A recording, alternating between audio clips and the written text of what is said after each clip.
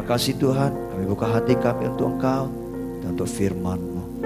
Biar firman-Mu boleh mendapat bagian yang terbaik di hati kami. Firman yang akan terus memperbaiki kami, mengubahkan kami, memberkati hidup kami. Terima kasih, terpujilah Engkau selama-lamanya. Di dalam nama Tuhan Yesus kami bersyukur dan kami berdoa. Haleluya. Amin. Shalom Bapak Ibu Saudara sekalian di rumah. Haleluya. Saya mau ngajak kita buka satu firman Tuhan Saudara. 2 Korintus pasal yang ke-6 ayat pertama. Kita bersyukur bahwa bangsa ini boleh Tuhan pelihara, Tuhan jagai selama 75 tahun. Dan kita tahu ada banyak tantangan dan juga ada banyak hal-hal yang jahat ya, yang coba mau menghancurkan bangsa ini, membenturkan bangsa ini ya, bahkan juga ingin mengubah bangsa ini ya, dari bangsa yang memiliki falsafah dasar yang begitu kuat, menyatukan, berubah menjadi falsafah ideologi keagamaan Saudara. Tuhan tetap berdaulat atas bangsa ini. Dan bagian kita punya tanggung jawab ya, untuk hidup menjadi berkat bagi bangsa ini Saudara. Nah, 2 Korintus pasal ke-6 ayat pertama, Paulus oleh ilham Roh Kudus dia berkata begini, sebab sebagai teman-teman sekerja kami menasihatkan kamu supaya kamu jangan membuat menjadi sia-sia kasih karunia Allah yang telah kamu terima. Paulus memberikan nasihat ini Saudara, supaya saudara saya yang sudah percaya kepada Yesus, yang sudah diselamatkan oleh Tuhan Yesus Saudara, oleh karena kasih karunia Allah, dikatakan kita jangan sampai membuat sia-sia kasih karunia itu Saudara. Sama seperti gambarannya ketika kita sudah dimerdekakan dari penjajahan ya, bangsa kita ini boleh mengalami kebebasan Saudara. Jangan sampai kita yang sudah mengalami kemerdekaan ya, tapi kita mempergunakan kemerdekaan itu untuk hidup yang sia-sia, untuk hidup yang tidak membangun Saudara. Nah, bagaimana kehidupan kita sebagai orang percaya bisa membuat kasih karunia itu menjadi sia-sia? Kapan dan bagaimana kasih karunia itu menjadi sia-sia Saudara? Ketika kasih karunia yang kita miliki Saudara, kita pergunakan ya untuk hidup berbuat dosa, untuk hidup berbuat hal-hal yang tidak membangun, bahkan hal-hal yang sebaliknya merusak. Bukan hanya merusak hidup kita, tapi merusak ya kehidupan keluarga, kehidupan hubungan satu yang lainnya, bahkan juga bagi bangsa ini Saudara. Saudara, itu sebabnya berkali-kali kalau saudara baca di Alkitab ya, Tuhan menasihatkan ya, Tuhan memberikan peringatan ya. Kalau saudara baca di Galatia pasal ke-5 ayat 13, firman Tuhan berkata begini, saudara-saudara, memang kamu telah dipanggil untuk merdeka, tetapi janganlah kamu mempergunakan kemerdekaan itu sebagai kesempatan untuk kehidupan dalam dosa, melainkan layanilah seorang akan yang lain oleh karena kasih. Saudara, orang yang bisa mempergunakan kemerdekaan yang sejati dan orang yang tidak menyia-nyiakan kasih karunia Allah adalah orang yang mempergunakan waktu kesempatan untuk melayani. Nah, pelayan di sini Saudara tidak hanya berupa kita di gereja melayani, tapi di tempat dimanapun Saudara kita bisa melayani. Melayani di sini adalah melakukan sesuatu hal yang membangun Saudara.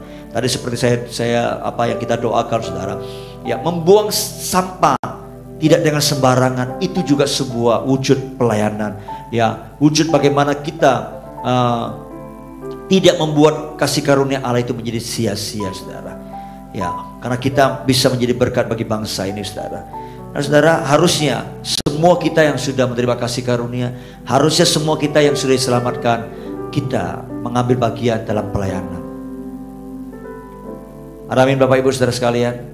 Iya, saya percaya kalau kita punya jiwa seperti ini, maka bayangin setiap orang yang ada di bangsa ini ada 270 juta lebih ya jiwa di bangsa ini.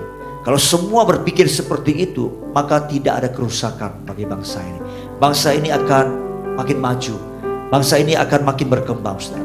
Tapi kalau saudara lihat selama ini ya, ada banyak kelompok atau orang-orang tertentu, saudara, yang mereka bukan memikirkan bagaimana bangsa ini maju, tapi bagaimana memikirkan bangsa ini dirusak, bangsa ini dihancurkan, saudara. Kita perlu berdoa supaya Tuhan mengubahkan hati mereka, saudara. Ya, jadi saudara dan saya bisa memaknai, khususnya dalam kemerdekaan ini kita bisa mengisi ya sesuatu hal yang baik menjadi berkat bagi bangsa ini. Minimal kita berdoalah. Kalau kita berdoa untuk bangsa ini untuk hal-hal yang baik, tentu kita harus juga punya tindakan hal-hal yang baik untuk bangsa ini. Sekali lagi seperti saya katakan, ya kalau kita ingin melihat bangsa ini makin maju, makin berkembang, mulailah dari diri kita sendiri, saudara. Tidak membuang sampah sembarangan, ya, tidak melanggar aturan-aturan lalu lintas yang ada, ya, saling menjaga satu sama lain. Saya percaya dari hal yang kecil aja, maka kita sudah bisa memberikan dampak yang luar biasa, saudara. Saya sering katakan kepada anak-anak saya, kenapa kita mesti membuang sampah itu pada tempatnya? Coba bayangin, kalau setiap orang membuang sampah, secari kertas atau satu bungkus permen aja dibuang, satu orang membuang satu. Kalau sebanyak 200 juta jiwa membuang satu-satu, saudara, betapa banyaknya sampah di bangsa ini, saudara. Itu hanya sampah, belum lagi yang lain, saudara. Ya, coba saudara bisa bayangkan diubah sebaliknya.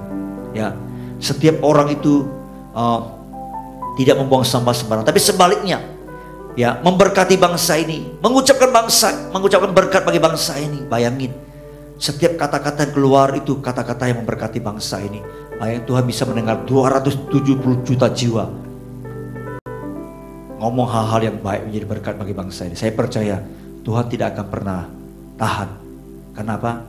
Karena ada 270 juta jiwa yang berseru kepada Tuhan memberkati bangsa ini, saudara.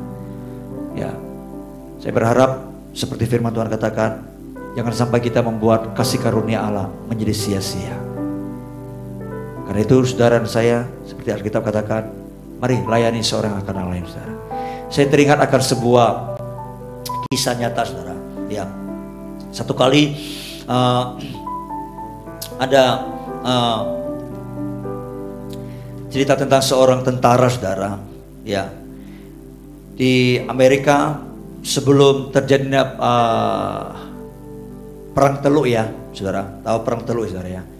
Kalau saudara seusia dengan saya, saudara pasti, atau saudara lebih tua, saudara pasti tahu perang Teluk, saudara, seperti itu. Nah, saudara, ada seorang tentara bernama John, saudara. Memang sejak kecil dia punya cita-cita untuk menjadi tentara Amerika, saudara. Ya, lalu setelah dia sekolah selesai, saudara, dia masuk dan bergabung dengan pendidikan militer di Amerika, saudara. Dan waktu perang Teluk meletus, saudara, ya, pada tahun 91, saudara, ya, di Amerika, negara Amerika, saudara, mengirim tentara-tentaranya ke Teluk, saudara, untuk berperang, saudara. Ya, dan salah satu tentara yang diutus adalah bernama John ini, saudara, yang memang dari awal, dari kecil punya cita-cita untuk menjadi tentara Amerika, saudara. Ya, dan dia dikirim bersama dengan ribuan tentara yang lain ke Teluk, saudara, seperti itu. Nah, satu kali waktu perang Teluk ini sedang berlangsung, saudara, begitu luar biasa, begitu sengit, saudara.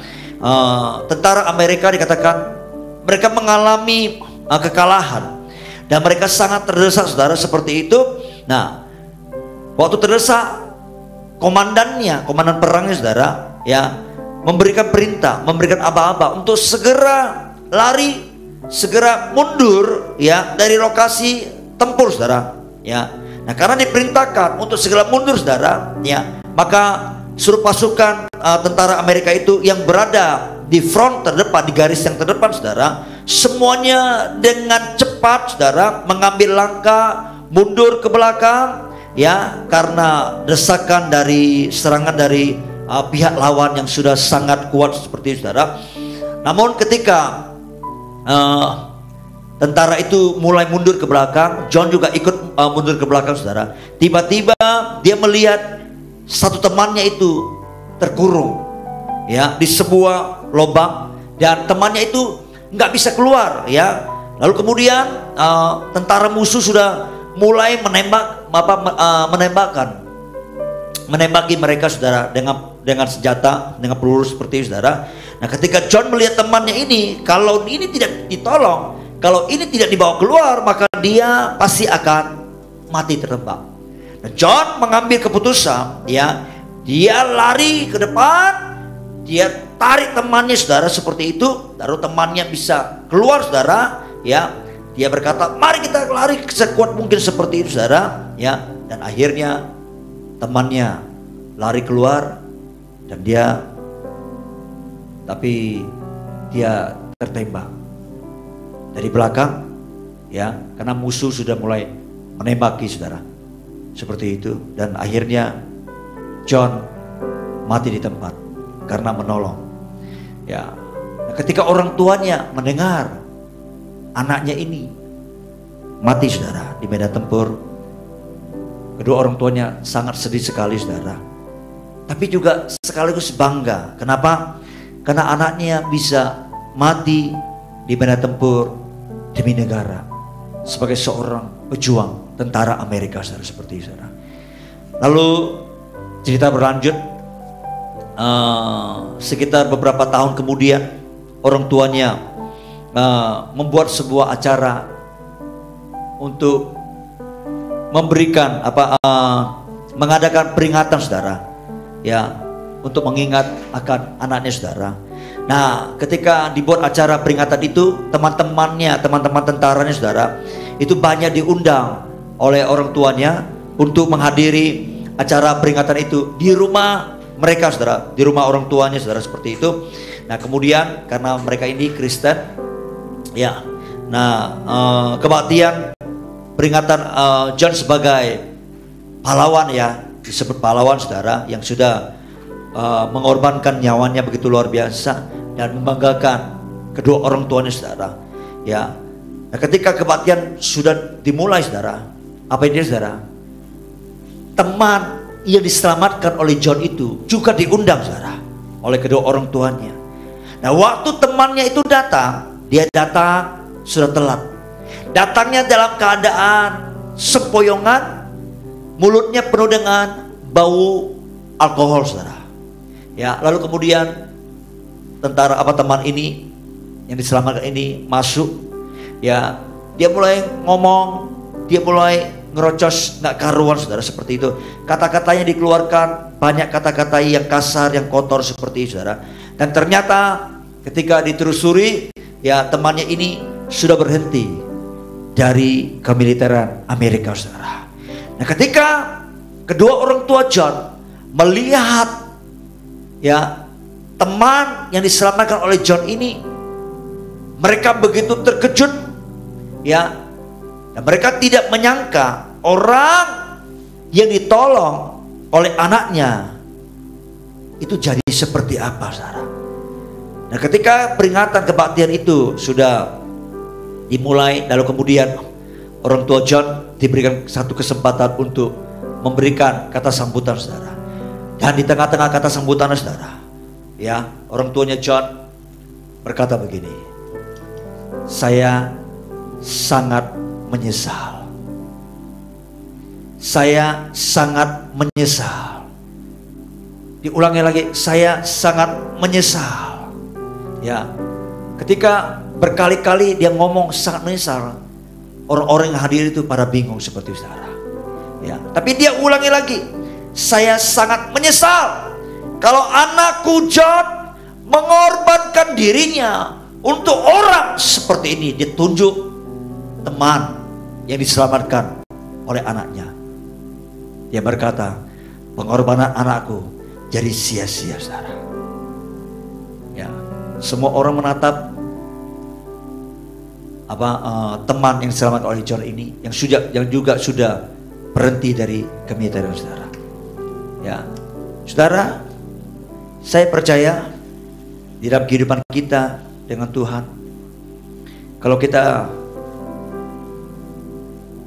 ingin mengorbankan sesuatu, apalagi sesuatu itu berharga, apalagi itu nyawa, saudara, saya percaya kita pasti mengorbankan, ya, itu untuk orang yang baiklah, untuk orang yang bisa menghargai pengorbanan kita. Betul ya Bapak Ibu Saudara ya? Kalau kita mengorbankan diri kita untuk orang yang tidak bisa menghargai pengorbanan kita, bukankah pengorbanan itu jadi sia-sia, saudara? Saudara, sama seperti bangsa negara kita, para pahlawan, mereka sudah berjuang ya untuk kemerdekaan bangsa ini. Saya percaya kalau mereka masih hidup sampai sekarang, maka mereka akan sangat menyesal kalau mereka sudah berkorban. Bila mereka melihat ada orang-orang yang mengisi kemerdekaan di bangsa ini dengan cara merusak, dengan cara menghancurkan, ya bukannya membangun, mereka paling akan sangat menyesal, saudara. Demikian juga dalam kehidupan kita, kekristenan kita, saudara. Saya percaya, bahkan juga saya khawatir kalau Allah Bapa di surga juga akan berlaku demikian seperti apa yang orang tua John nyatakan. Mungkin analogi sebagai manusia, Bapa di surga akan memukul dadanya. Ya, dia akan melihat saudara saya. Dia akan melihat kehidupan saudara saya. Bagaimana kita mengisi kehidupan kita hari-hari yang Tuhan sudah berikan ketika kita sudah diselamatkan. Apakah Bapak akan berkata, aku menyesal, sambil memukul dadanya dan berkata, anakku mengorbankan dirinya untuk orang seperti ini. Ada banyak orang Kristen, dia tahu sudah diselamatkan, tapi hidup tidak sesuai dengan keselamatan yang Tuhan berikan, saudara. Alkitab mencatat kita diselamatkan oleh karena iman, bukan karena kebaikan kita. Kita diselamatkan oleh iman, kasih karunia Allah. Tapi ingat baik-baik, kalau saudara baca di Filipi, di Efesus pasal 2 ayat 8 dan selanjutnya, saudara bisa menemukan Tuhan mau ketika kita diselamatkan, kita berbuat sesuatu yang baik, saudara. Paulus, dia sangat menghargai pengorbanan Yesus, saudara, di atas kayu salib. Ya, karena itu dia bersyukur, dia tahu siapa dia, saudara. Dia adalah orang yang tidak layak menerima pengorbanan itu. Dia pantas dihukum, dia pantas dibinasakan, dia pantas dibuang di perapian yang menyala-nyala, saudara. Dia pantas menerima semuanya itu, saudara. Ya, dia merasa, dia tahu satu hal yang tidak pantas dia terima adalah dia diselamatkan oleh Kristus, oleh darah Yesus, saudara. Karena itu kalau saudara baca tulisan-tulisannya ya di perjanjian baru, saudara bisa menemukan dia begitu gentar hatinya, saudara. Apalagi ketika dia memikirkan, melihat salib Kristus, saudara. Karena itu dia terus menjaga hidupnya, saudara. Dia terus menjaga integritasnya. Ya, dia tidak ingin kasih karunia yang Tuhan sudah berikan kehidupannya menjadi sia-sia, saudara. Karena itu dia terus berjuang sepanjang kehidupannya, saudara. Ya, saudara lihat, dia pernah berkata begini, aku tidak pedulikan kalau darahku ini sudah mulai tercurah, asalkan aku bisa sampai kepada garis finish, garis akhir seperti yang Tuhan tetapkan, saudara. Saudara, kalau Rasul Paulus, seorang rasul yang begitu luar biasa, mau terus berjuang, saudara. Saya berharap kita semua sebagai pengikut Kristus juga sama. Kita mau terus berjuang, ya, sederap dengan Paulus sebagai tentaranya Allah. Ya, kita mau berkata, kita tidak akan pernah membiarkan kasih karunia Allah menjadi sia-sia dalam kehidupan saudara dan saya yang Tuhan sudah berikan. Amin. Mari kita isi kehidupan kita, ya, sekecil apapun, kita mau pergunakan itu untuk memuliakan nama Tuhan. Amin. Haleluya. Saya berdoa, pesan singkat firman Tuhan hari ini untuk kita memperingati bangsa ini, kita sungguh-sungguh mengisi kehidupan kita, menjadikan semua kasih karunia Allah itu tidak menjadi sia-sia, tapi sebaliknya kita menjadi berkat bagi bangsa ini, saudara. Amin. Mari kita datang kepada Tuhan.